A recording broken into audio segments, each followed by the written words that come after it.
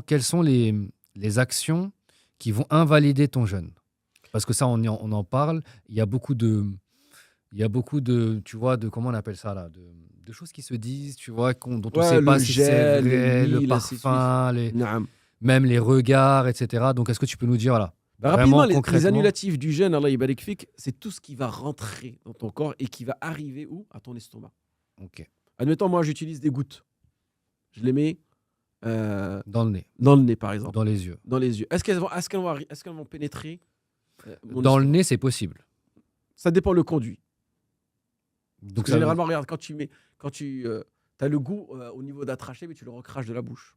Oui. Ça dépend, ça va dépendre des. Donc, l'idée, c'est qu'il ne faut pas que ça rentre par la bouche. Voilà, Il ne faut pas que ça rentre dans l'estomac. tout ce qui finira dans ton estomac est un annulatif du jeûne. Tu utilises cette règle-là et tu sors de toute la divergence. Walillahi alhamd. D'accord.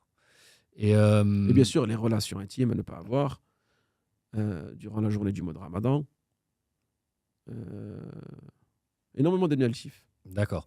Est-ce que, par exemple, je ne sais pas moi, par exemple, quand il y a des garçons qui regardent des filles dans la rue, est-ce que ça, c'est un motif d'annulation? Non, là, tu perds en récompense.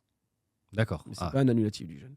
Il faut bien faire d'accord. la différence entre je perds en récompense, Ça, ce que c'est je disais tout à important, l'heure, oui, justement. condition de validité et condition de récompense. D'accord.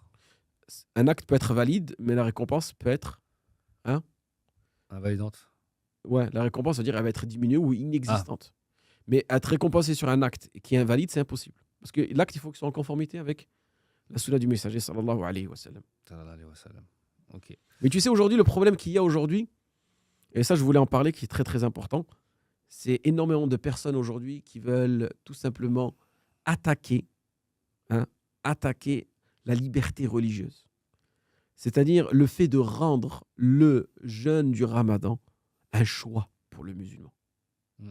Alors que le musulman, il n'a pas à choisir. Le musulman, il jeûne par obligation, car c'est une obligation religieuse. Et ici, l'obligation religieuse, barakallahu fik, c'est que quand tu as dit que tu es musulman, tu as créé un lien entre toi et Allah subhanahu wa ta'ala. Et que ce n'est pas une contrainte pour toi, c'est une obligation. Et tu dois respecter cet engagement-là. C'est comme si tu signes un contrat, pour toi, il est obligatoire de venir travailler à 8 heures, parce que tu as signé. Mm. Et ce n'est pas une contrainte. Quand tu as dit « Ashhadu an la ilaha illallah », tu as effectué un contrat entre toi et Allah subhanahu wa ta'ala.